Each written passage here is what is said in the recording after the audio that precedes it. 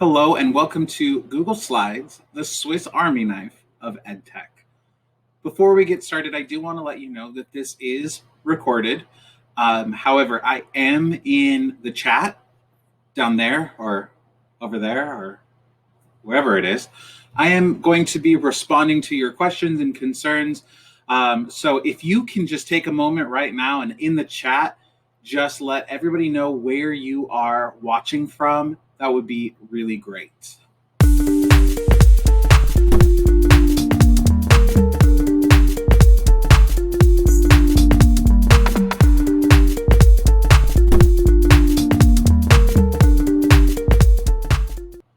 So the reason why I called this the Swiss Army knife of EdTech is because it's a lot like a Swiss Army knife. Now, full disclosure, I never had a real Swiss Army knife. Probably because they were really expensive and probably because I had pocket knives, cheap versions, but I would always lose them because I would take them out to use them, play with them, whatever, set it down and walk away. So probably a good thing that I never had one of real value. But the cool thing about the Swiss Army knife and even those inexpensive versions is that it looks like a simple tool, like it just does one thing. But when you really inspect it and really look at all of its advantages, you see that it's a very helpful tool that can help you in innumerable ways and in ways that you might not have even realized that you could use it. And so it kind of becomes this tool that you carry around and you can always be ready kind of for the unexpected. And that's how I feel about Google Slides. At first, I thought, okay, this is just a free version of PowerPoint. I liked that it was all online, but other than that, it seemed not very powerful or useful, really. But as Google Slides has matured and grown up, they've added more and more features. And the more that we look at it, the more we realize how powerful and useful of a tool it can be in the classroom. So that's what we're going to be looking at today is how can we take something that seems pretty simple and do some pretty powerful things for our students.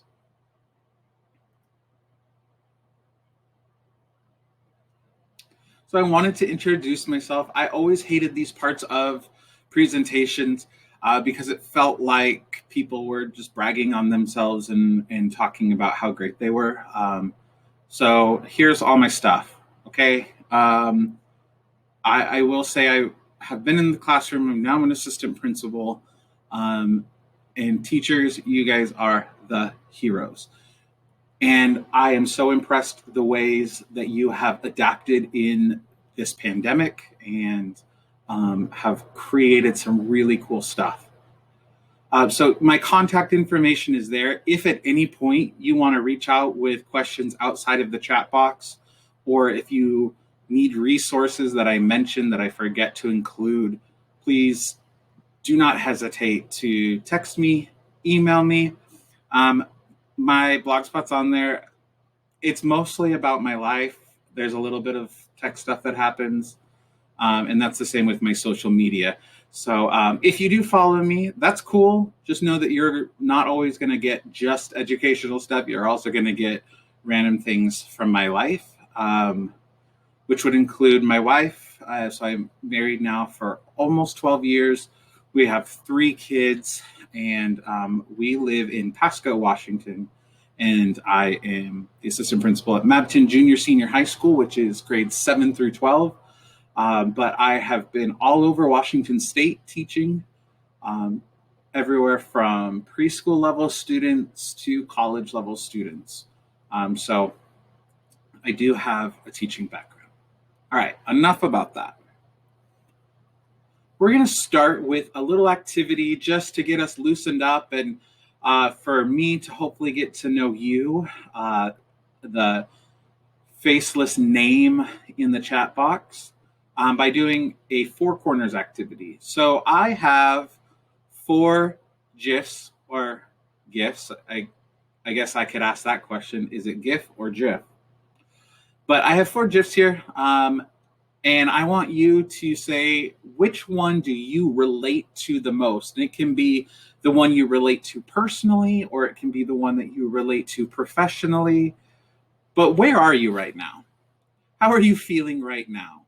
One, two, three, or four. So you can put simply the number in the chat box, or you can put the number and maybe a little explanation about why you feel that way. All right, I'll give you some time to work on that, and I should be responding to some of those in the chat box now.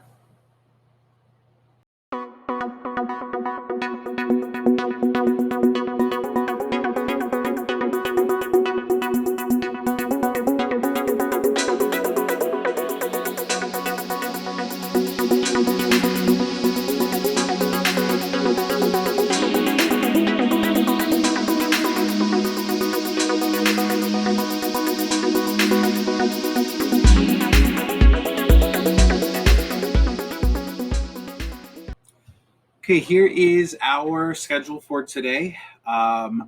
We're going to be looking at presentations, different ways that you can present with Google Slides. And then we're going to be looking at Pear Deck and how to use Pear Deck with students, and looking at that both synchronously and asynchronously, how you can use Google Slides to package content, and how you can create interactive notebooks with Google Slides. Carl Fish said, 21st century education won't be defined by any new technology. It won't be just defined by one-to-one technology programs or tech-intensive projects. 21st century education will, however, be defined by a fundamental shift in what we are teaching, a shift towards learner-centered education and creating creative thinkers. So I wanted to include this quote because I think it's important to note that while I love Google products and I am Google certified, Google is not the answer to good teaching.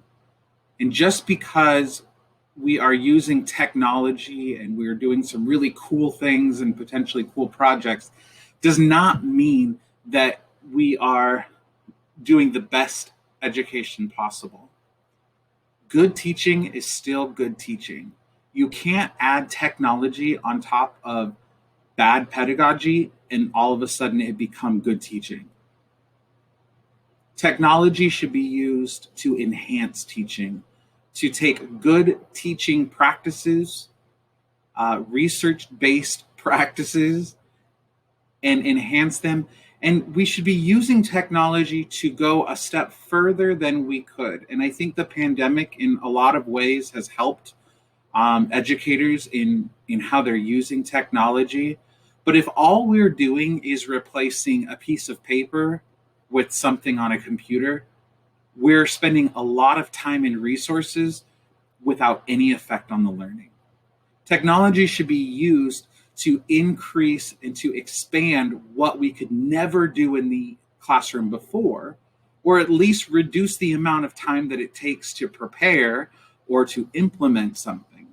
So if you find yourself just trying to recreate the same projects or the same learning, but in a digital format, I would encourage you to not fix what's not broken. Instead, think about ways that you can use these resources, and hopefully you have learned a lot this weekend from other educators, much smarter than I am.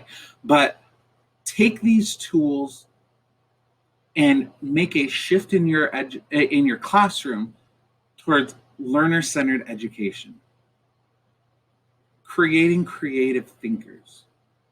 So the question is not how can I use these really cool tools, but how can I leverage these tools to make the biggest impact, to help my students think deeper, experience more, and be more prepared for the future. So here's what I'd like you to do. Take about 30 seconds to a minute.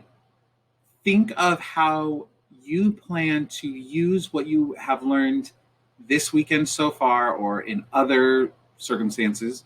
How can you use technology to further student education, not just make it different, but to make it better? So I would love to see your ideas and your thoughts about projects that you are thinking about or hoping to implement that go beyond what you could ever do in the classroom without technology. So let's take a look in the chat box now and see some really great ideas.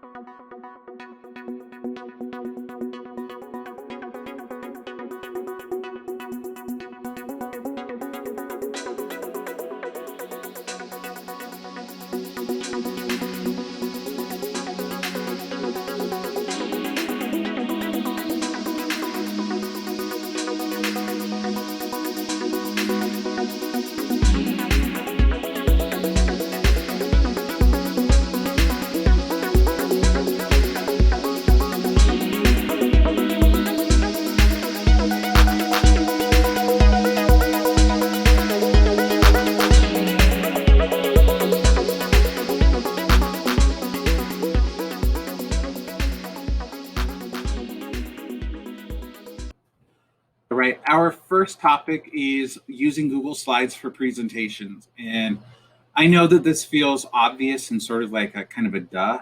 Of course, I know I can use Google Slides for presentations. So, and if you didn't know, well, now you know. But I wanted to go a little bit deeper and look at some ways that we can use Google Slides in presentations, but make it a little bit easier or more user-friendly, or accomplish goals that we have for our presentations.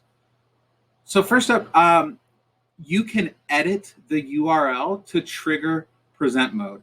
So I don't know if you've been in a place where you've sent a presentation to a student or somebody else, and you wanted it to be sent already in presentation mode, not with the outline or where they could click on things, but just where they were viewing the information. So if you go to the very end where it says edit and you delete everything after edit and change it to present, you will be able to force them into a presentation mode when they click on that and open it up. So the benefits of that would be when you're sharing your screen in Google Meets or Zoom. So what it does is it presents it within the window of the tab that you are on. And so it doesn't take up the whole screen. It just fills in the window, which makes it really nice when you are presenting your screen. And it's a great use of hyperlinks for students to access videos and materials, which we will discuss a little bit later. Or if you are recording a presentation, kind of like this one now. So that's a great resource to have in your back pocket. Just change edit to present, and it will automatically present when somebody clicks on it. You can also publish to the web, and you are going to do that by clicking File in the upper left-hand corner and then clicking on Publish to the web. This allows anyone inside or outside of your organization to view a presentation. It makes it public, and it makes it automatically in presentation mode. And so it's easy to embed or link from a school website, and you can embed or link directly into a Google site. So this is a great way for you to have slideshows or moving presentations that just continue to rotate on and on. You can point smart TVs or smart devices to that web address. So we use in our school Chromecasts in TVs around the schools for our for different information that students, parents, community members need. And we can update the Google slide from anywhere, and it will update on all of the TVs or screens throughout our building with real-time information.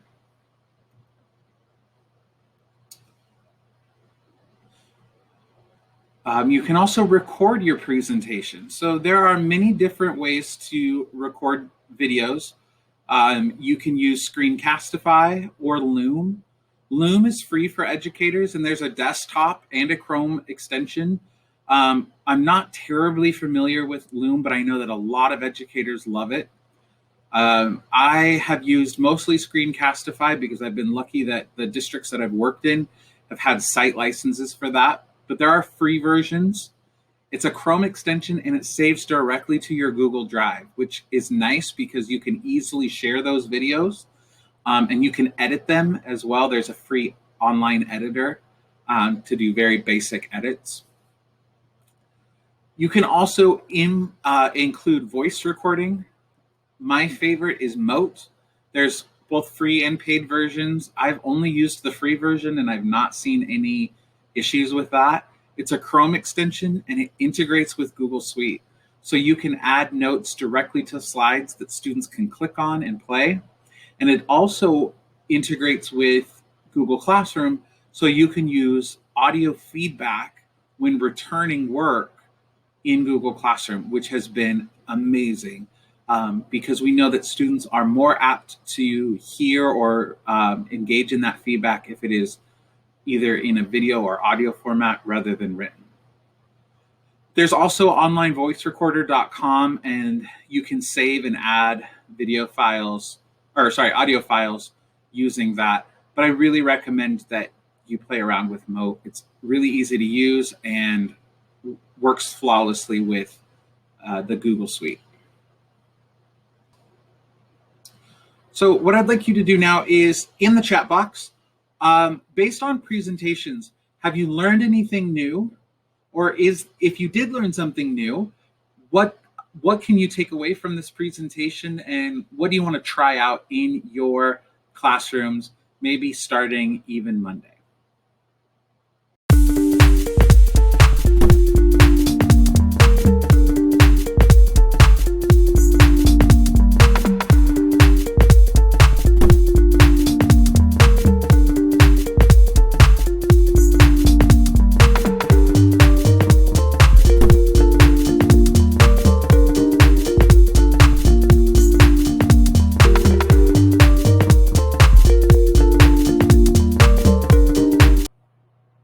Now going to move on to our second topic, which is looking at a program called Pear Deck. If you are unfamiliar, Pear Deck is a Google Slides add-on that will help you to make your presentations interactive. So if you've ever felt like you wished that students could move things on your Google slide or answer questions in a way that you could see their responses in real time, share those responses in a quick and easy way right within a single program without having to go to a third-party place like Padlet or another website to share that thinking and record thinking, then Pear Deck is for you. Now, I will preface this with saying that Pear Deck has another counterpart, Nearpod. They do a lot of the same things. What I have found is that Nearpod works better creating presentations in the Nearpod system, where Pear Deck is a little bit better about taking an existing Google slide deck and adding interactive elements to it. And they're both have free and paid versions. I, again, have been lucky enough to work in districts with paid Pear Deck licenses, so that I'm a little bit more familiar with. Okay, so one of the first things that you'll notice if you're working with Pear Deck is that it comes with a template library. So there are slides for the beginning of lessons. So those bell ringers or do nows, entry task type questions. And there are a variety of those, and they are editable. So you can create your own questions, your own thoughts, your own materials using those pre-built slides. And there are some slides for during the lessons, and these would be along the lines of checks for understanding. And so there'd be ways to gauge student progress in the learning targets or learning objectives for that lesson. And there are also end of lesson slides. There are also some learning development slides with critical thinking and social emotional learning. So those are things that you can implement, and you can even use those slides simply as inspiration for your own materials and thinking about what you may be missing in your original post. And there are example questions from different subject areas that you can use in your slides as well. Again, these are pre-built, free-to-use slides that you can edit a majority of the materials there and drag them right into a slide deck. But I think the real power comes from building your own slides. So you can take any Google slide that you have and add sort of this invisible layer on top with different ways for students to respond or interact with that slide. What's nice about this is you get to format it and design it so that it looks and feels more natural to what you're doing. You can add questions without taking up space, right? So you can provide a bunch of information and ask a question that will be sort of on the side for students. You can force a student to a website. You can allow them to draw, type, illustrate, all kinds of informations. You can do interactive graphic organizers. You can create spectrums with draggable materials. So if you want to know where they fall on a spectrum, or even doing something like our 4 corners activity at the beginning of this lesson, I could have, if I chose to, input a draggable over that, and then we could see, without any names, it's completely anonymous, where the majority of students fell in the 4 corners activity. And you can also add audio instructions or materials. One really powerful tool is the teacher dashboard. And you can use this in a couple of different ways. So as students are viewing the presentation through Pear Deck, you can share your dashboard with the students, or you can have that not visible. And you can have it on a phone or an iPad. And what that allows you to do is to look at every single student's response and know who responded in what way. So you can identify students who may not be participating or who may be struggling. And instead of them having to identify themselves in front of everybody and say, it's me, I'm the one who got it wrong, you can see who got it wrong or right, or who's struggling or who gave what feedback. But the whole class view, as you can see, is anonymous. And so they see the movable, draggable tiles, and they can see where the majority of people are.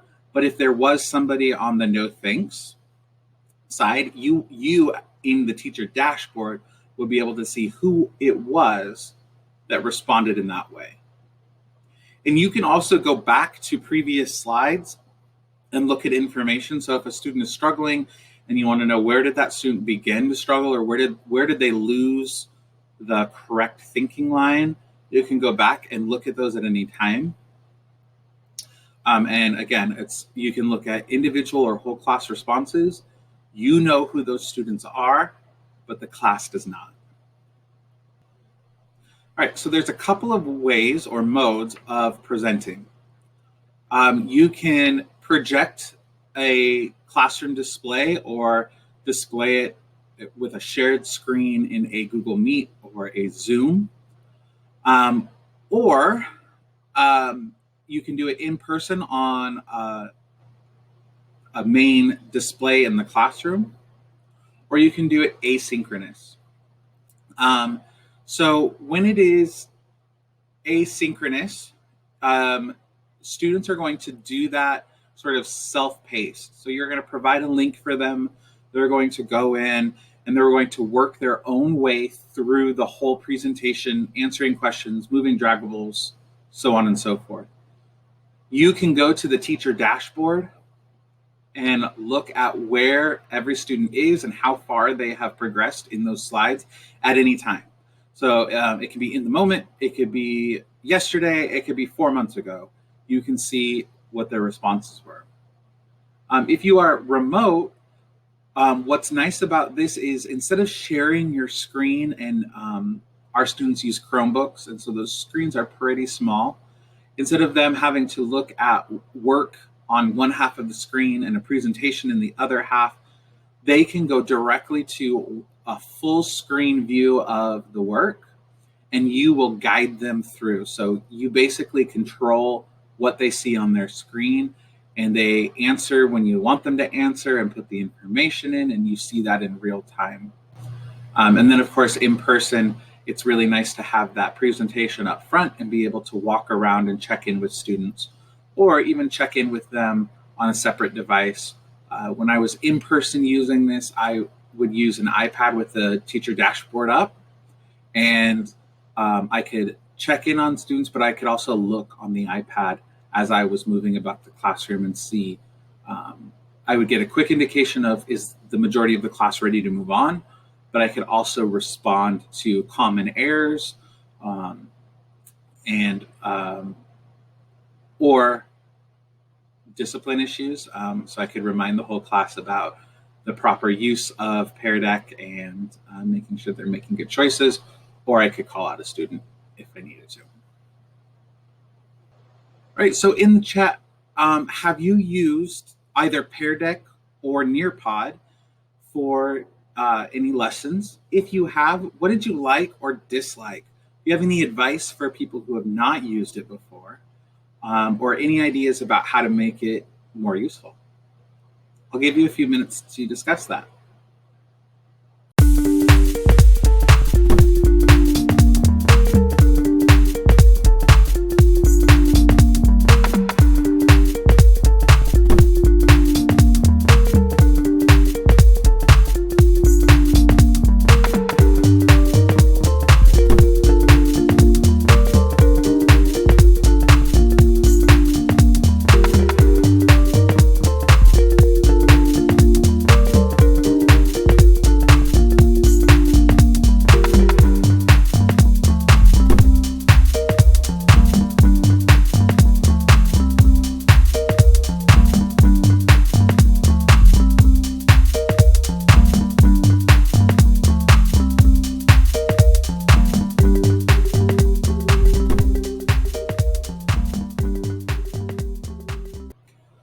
Part 3 is on packaging content, and this has become really important since last March when schools closed down.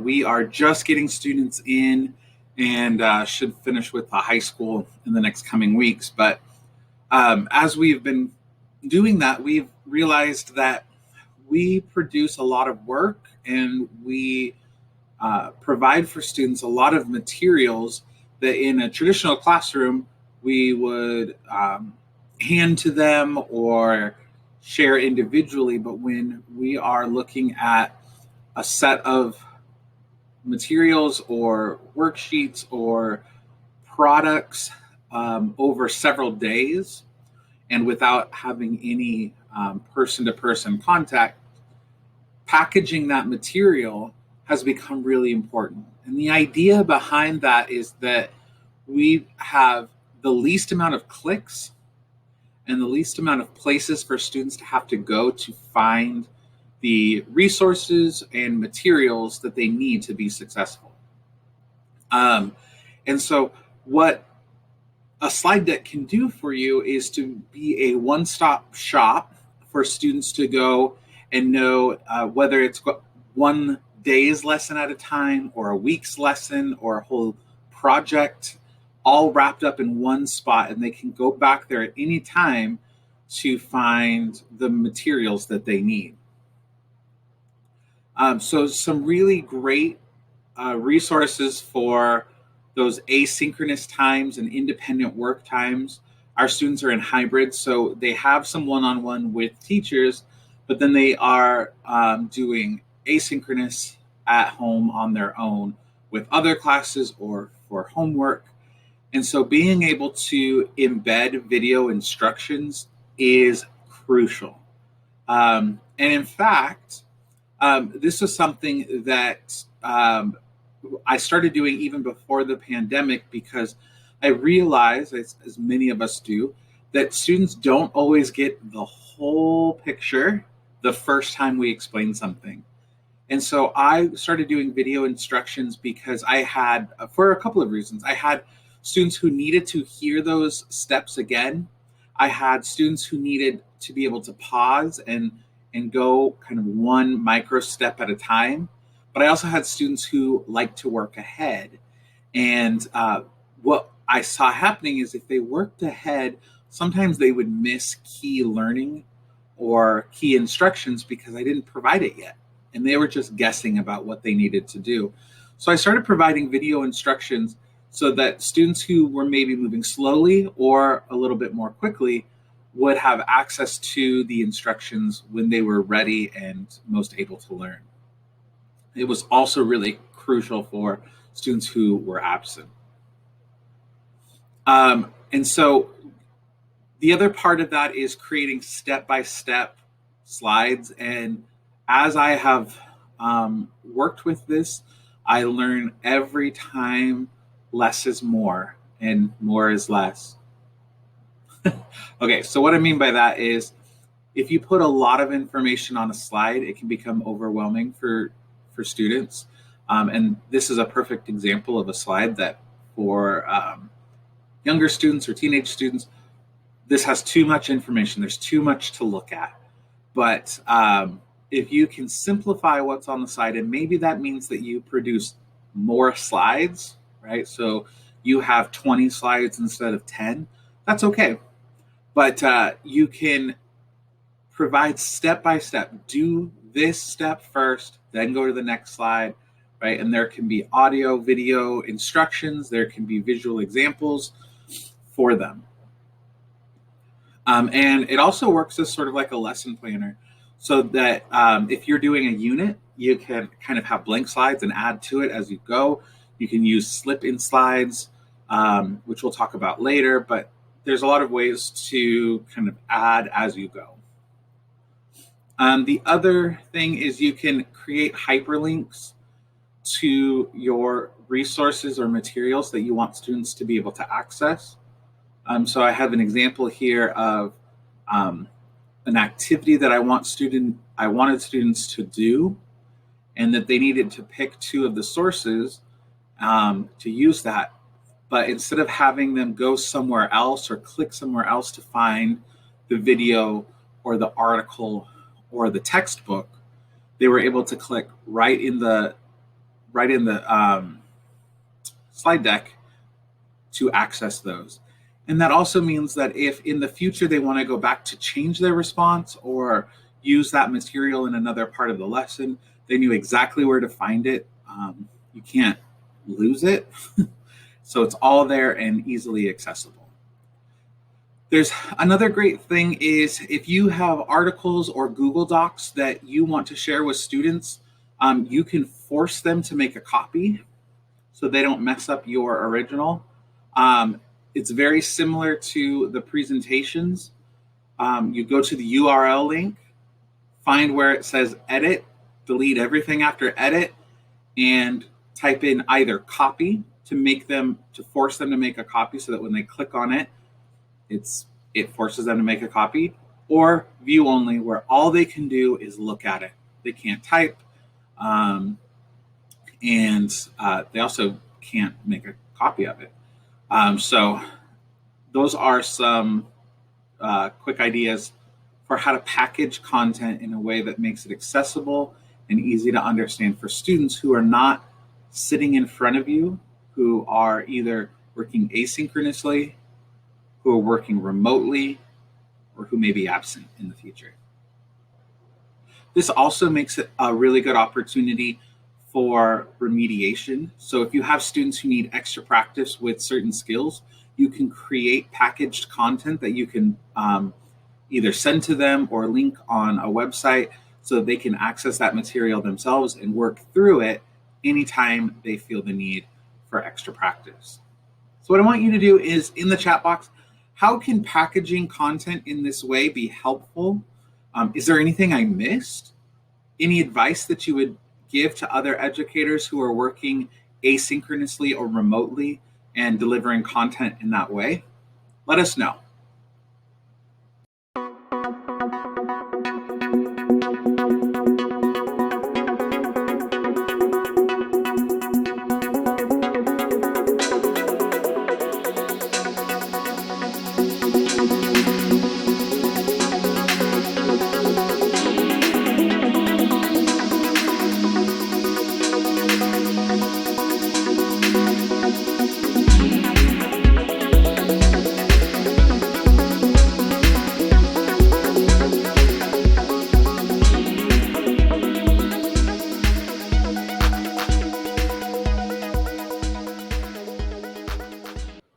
All right, so for part 4, we are going to be looking at digital interactive notebooks. And digital interactive notebooks are probably the primary reason that I enjoy Google Slides so much, and what helped me to dig the deepest into all of the features that Google Slides provide. And I've nicknamed this all the sparkle without the scissors and glue. Interactive notebooks are not new. They have been around for years and years. They are an avid strategy. But one of the problems I personally had with interactive notebooks is that I'm not a art type person. I enjoy the final products, but that's a little too much chaos for my classroom. Just full disclosure, I know that's probably something that I need to work on, but having all the scissors and the glue, there's a reason why I'm a secondary person and not elementary. But they are powerful learning tools because they are visually engaging and they allow movable parts and pieces and to allow students to understand how things are interconnected. There's ways to do this with Google Slides so that you get all of the sparkle without the scissors and glue.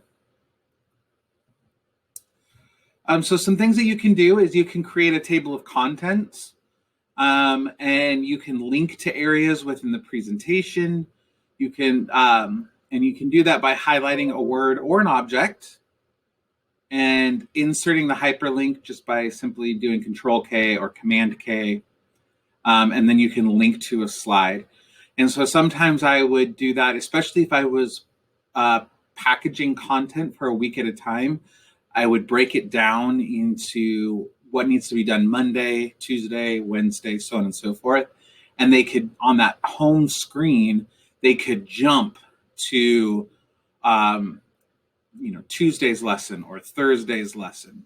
Or if there was specific, if I'm doing this as notes in a notebook, I would have sort of like dividers within those notebooks.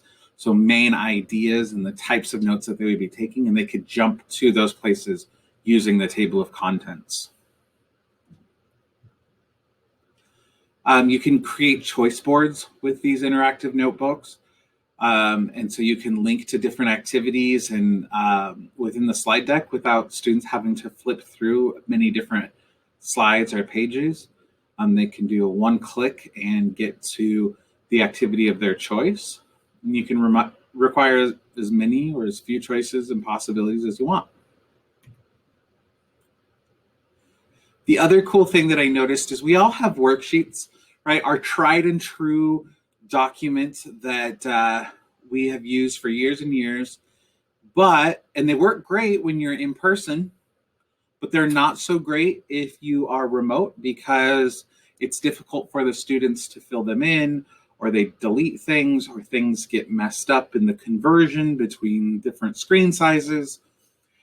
So a cool thing you can do is you can load an existing worksheet as the background image of a slide. And if you set up your slide deck as an 8.5 by 11 inch document, you can add that worksheet as the background image and then provide text boxes where you want students to be able to type. And then they will be able to type in those boxes, and they won't be able to change anything else besides their written work. You can also provide links to information. So if you wanted the directions to be video directions, or if you wanted a resource like a chapter out of a textbook, you can link all of those things directly on the worksheet itself, which makes it really helpful. And so you can build a notebook to be as visually engaging as you want it to be. And you just work with layers and determining what you want students to be able to modify and what you don't want them to be able to modify. And you can add to your notebook as you go. And that's one of a really cool feature. I use the add-on Slip in Slide. And so I would use that for their daily entry task or their do now activities. So each day I would slip in the new slide, and so that it would always be at the very top or the very first slide in their slide deck. And so there wasn't any confusion about finding it. And I didn't have to produce all 180 days in August. So, and that allowed me to also adapt and use the formative assessments to inform my practice. So I could figure out just even the day before what I wanted my next entry task to be, or what I needed to know or have them practice, and use that based on real-time feedback. But I want to go into how to build, and this is a really brief, really simple example of how to build an interactive notebook. My recommendation is that you find the colorful shapes and objects and different items around the internet to support you in that. But here's a quick look at how to build an interactive notebook. All right, so if you're going to be creating an interactive notebook, there's a few steps that you want to do. So I have a blank Google slide deck open up, and I'm going to retitle this as Example Journal.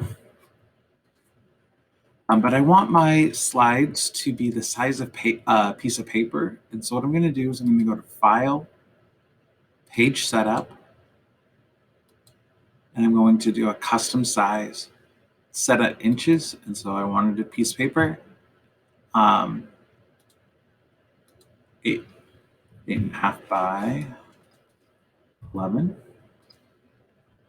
Okay, now I have the size of a paper, and I want to get rid of these text boxes because I'm going to be creating my own.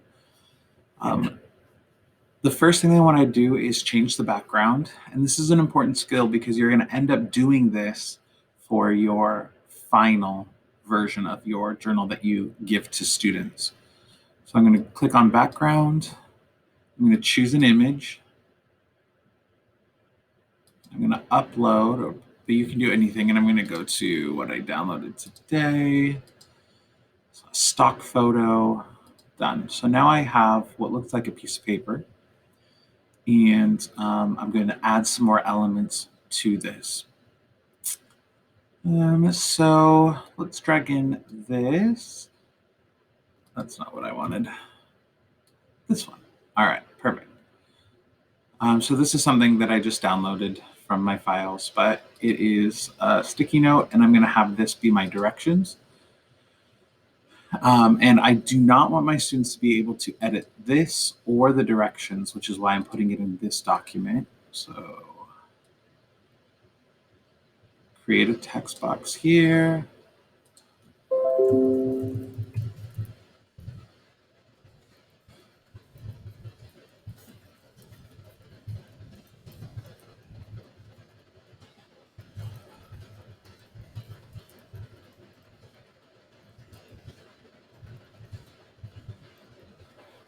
So now I have some directions, but I want to kind of make this a little bit more unique.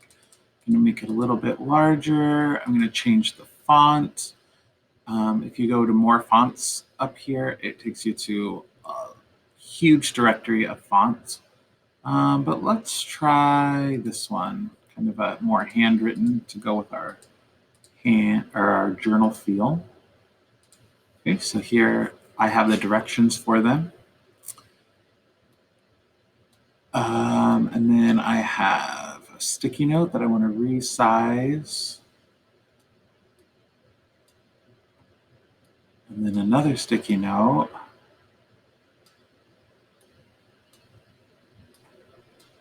I can play around with the size of these. Okay, so now I want to add an arrow. I'm going to search the web for a hand-drawn arrow. And let's see, which one do I like?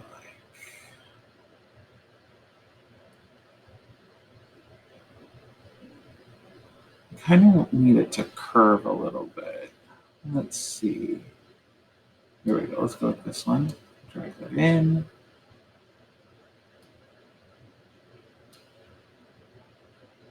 Turn it around.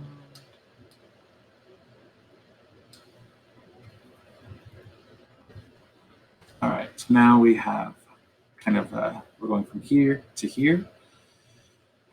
And I'm going to add 2 more text box. And let's change the font to this kind of bold one. We'll make it bold, and we'll call this step 1. I don't know step 1 of what, but here we are. Let's make it a little bit bigger. All right, we have step 1. Now we need step 2.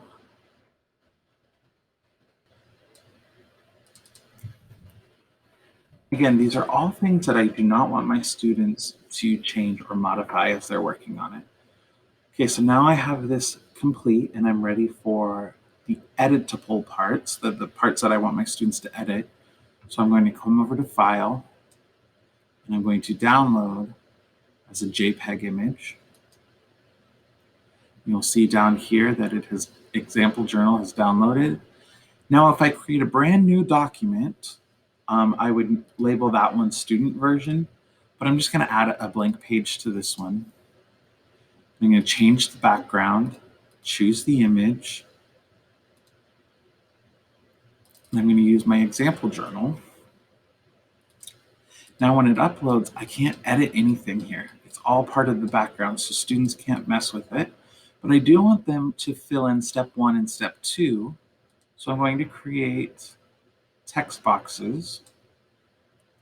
And I usually leave this blank, or I don't usually change the font or anything because they do that on their own. But I will give them a hint type response here. And then I'll put one down here as well.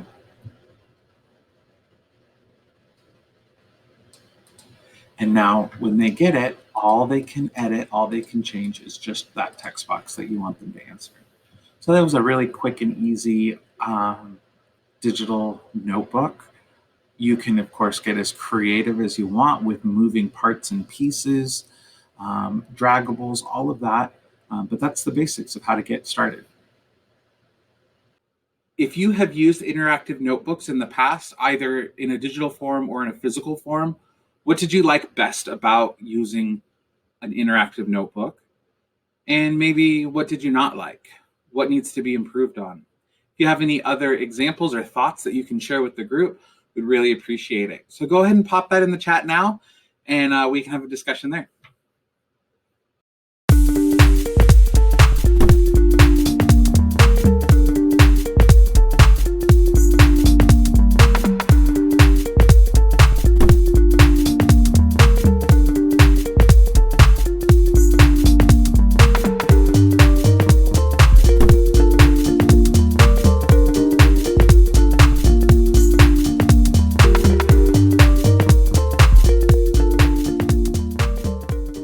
All right, I know that we have just a few minutes left, but I wanted to go over some design resources.